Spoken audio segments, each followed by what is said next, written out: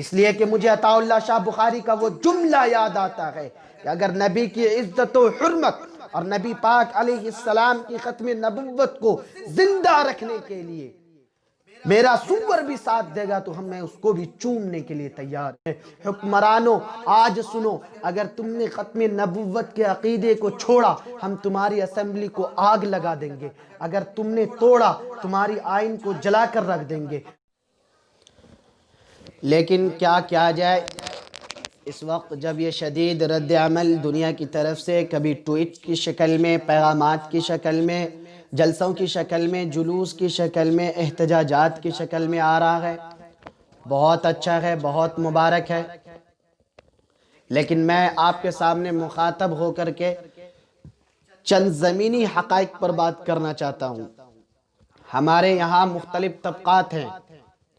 سب سے پہلے دنیا کا وہ حکمران طبقہ جو تقریباً 57 ممالک اسلامیہ پر قابض ہیں، میں ان سے کہتا ہوں چاہے وہ عرب لیگ ہو یا پھر OIC ہو یا مملکت کے سربراہان ہو، اسی طرح سے جو پورے عالم کا جو دم بھرنے والی انسانیت کے حقوق کی تنظیم UNO ہو، میں اس سے کہتا ہوں کہ آپ اپنے سیاسی اثر و رسوخ کا عبدالحمید خان باشانی کی جرأت و حیثیت کی طرح رد عمل کا اظہار کیجئے۔ کوئی ملک کا حکمران خاموش نہ رہے، اس ملک کے امبیسڈر کو بلا کر کے اپنے یہاں احتجاج درج کرائیے، ان کے سفارت خانوں کو بند کیجئے اور ان سے اپنے سفارتی تعلقات کو بالکل بائیکاٹ کیجئے۔ یاد رکھیے مسلم حکمرانوں، اگر آپ یہ سمجھتے ہو کہ محلوں میں، حکومتوں میں، فوج و سپاہ میں ہمارا وجود رہ جائے گا تو لطیفی کا دل لرز کر کہتا ہے خدا پاک کی قسم، اگر نبی کی عزت و حرمت یوں ہی پامال ہوتی رہی تو ہمیں تباہ ہونے سے کوئی نہیں بچا سکتا ہے، آپ کو برباد ہونے سے کوئی نہیں بچا سکتا ہے۔ اس لیے میں کہتا ہوں کہ سب سے پہلے مسلم حکمران متوجہ ہوں۔ نمبر 2، ہمارا میڈیا، چاہے وہ الیکٹرونک میڈیا ہو یا پھر پرنٹر میڈیا ہو، وہ اپنے یہاں سے ایسے سیریل چلائیے اور ایسے مضامین شائع کیجئے، زیادہ سے زیادہ مذمتی قرارداد پیش کروا کر کے زیادہ سے زیادہ اس کی اشاعت کیجئے اور نبی پاک علیہ السلام کی امن و عاشقی کی سیرت کے پہلو کو اجاگر کیجئے۔ اور میں حضرات علماء اور ممبر و محراب اور مسند حدیث پر بیٹھنے والے ان محدثین، متکلمین، مفکرین اور بڑے بڑے بلغاء، فصحاء، واعظین سے درخواست کرتا ہوں کہ اب سارے موضوعات کو ترک کیجئے اور لطیفی کا جملہ یاد رکھیے کہ نبی کی غیرت و عزت باقی ہے تو ہماری مساجد باقی ہے، ہمارے مدارس اور خانقاہیں اور ہمارا علم باقی ہے۔ اس لیے اللہ کے واسطے اٹھئے اور انقلابی سطح پر اٹھئے۔ علماء، خطباء اور ممبروں کے مالک وہ اپنے ممبروں سے سوائے نبی پاک کی عزت و حرمت اور اس کے خلاف اٹھنے والی جو احتجاجات ہیں ان کی عظمت کے علاوہ اس وقت کسی موضوع پر بات نہ کیجیے۔ اور یہ بھی یاد رکھیے کہ نبی پاک علیہ السلام کی عزت و حرمت اور اسی طرح سے آپ کو افضل الانبیاء ماننا، خاتم الانبیاء ماننا، معصوم ماننا، اپنے روضہ مبارکہ میں زندہ ماننا، خدا پاک کی قسم یہ وہ عناصر ہے کہ جن عناصر سے ہماری زندگیاں باقی رہ سکتی ہیں، ورنہ ایک عرب نہیں، اگر 10 عرب بھی ہماری تعداد ہو جائے تو ہمیں تباہ ہونے سے کوئی نہیں بچا سکتا ہے۔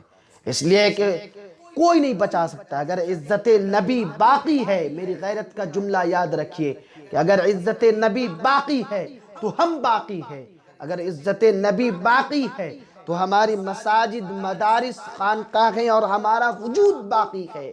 اس لیے کہ کائنات بنی ہے تو ختم نبوت والے نبی کے لیے بنی ہے۔ میں یہ نہیں کہتا کہ ختم نبوت پر ہم جان دیں گے، نانا، اگر پیغمبر کی ختم نبوت پر ڈاکہ پڑا ہم تمہاری جان لیں گے، اگر پیغمبر کی ذات پر قلم لکھا ہم قلم کو توڑ دیں گے، اگر پیغمبر کی ذات پر زبان چلی ہم تمہاری زبان کو کاٹ دیں گے۔ ہمارا موقف نہیں ہے، ہم جان لینے کے لیے نکلتے ہیں، جان دینے کے لیے نہیں نکلتے ہیں۔ قرآن اٹھا کر کے دیکھ، قرآن میں اللہ یوں اعلان کرتے ہیں، ان اللہ اشترى من المؤمنین انفسهم واموالهم بان لهم الجنہ یقاتلون فی سبیل اللہ فیقتلون ویقتلون۔ وہ جاتے جان لینے کے لیے ہیں، اور اگر لیتے ہوئے آ جائے تو جان دے بھی دیتے ہیں۔ ہم شہید ختم نبوت بعد میں بنتے ہیں، غازی ختم نبوت پہلے بنتے ہیں۔ حکمرانوں آج سنو، اگر تم نے ختم نبوت کے عقیدے کو چھوڑا، ہم تمہاری اسمبلی کو آگ لگا دیں گے۔ اگر تم نے توڑا، تمہاری آئین کو جلا کر رکھ دیں گے۔ ہم امن عقیدت سے ہیں، امن ختم نبوت پہلے ہے، امن بعد میں ہے۔ ختم نبوت پہلے ہے، آئین بعد میں ہے۔ ختم نبوت پہلے ہے، ملک بعد میں ہے۔ ملک کو آگ لگتی ہے، لگ جائے، ہم ختم نبوت پر جان دیں گے۔ جان لینے کے لیے جان دینی پڑی تو جان دیں گے۔ ہم ختم نبوت کے غازی بھی ہیں اور شہید بھی۔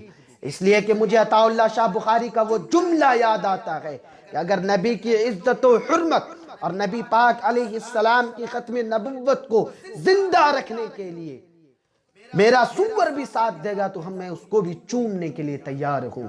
اس غیرت کو زندہ کیجیے، اس حمیت کے ساتھ، اس محبت کے ساتھ کہ نبی پاک علیہ السلام، اس حمیت کے ساتھ، اس محبت کے ساتھ اپنے وجود کو دنیا میں باقی رکھیے۔ خدا کی قسم آج امت میں یہ ولولہ اور جذبہ اور اس کی عملی شکل آج پیدا ہو جائے تو صدیوں کے لیے امت محفوظ ہو جائے گی۔ اس لیے جو سرکاری بادشاہ ہیں وہ کردار عطا کرے، عرب لیگ، OIC، مسلم اور پورے عالمی سطح پر ایک تنظیم بنائی جائے۔ اس تنظیم کا مقصد نہ اصلاح معاشرہ ہو، نہ اقتصادی اس پر نظر ہو، نہ مملکتوں پر نظر ہو۔ اس تنظیم کا مقصد صرف اور صرف جہاں شعائر اسلام اور نبی پاک علیہ السلام کی عزت و حرمت کا مسئلہ ہو اور دنیا کے 57 ممالک اس کو تعاون دے رہے ہوں، انسانیت کی سطح پر اس کو تعاون دیا جائے، اس کا فنڈ منظور کیا جائے، وہ اس کو یہ اختیار ہو، وہ اتنی پاورفل ہو کہ کسی بھی سطح سے کارروائی کرنے کی مجال ہو۔ ایسی تنظیم بنائیے اور ایسی تنظیم بنا کر فرانس کی جو مصنوعات ہیں ان کا بائیکاٹ ہر مسلمان لڑکا کرے، لڑکی کرے، اور ان کی جتنی اپنی فیس، اپنے چہرے کو خوبصورت بنانے والی جو کمپنیاں ہیں، میں اپنی نوجوان بہن سے ہاتھ جوڑ کر درخواست کروں گا، اللہ کے واسطے سور کو استعمال کرنا بہتر ہے اس کے مقابلے میں کہ اس خنزیر کی بنائی ہوئی ان چیزوں کا استعمال کیا جائے۔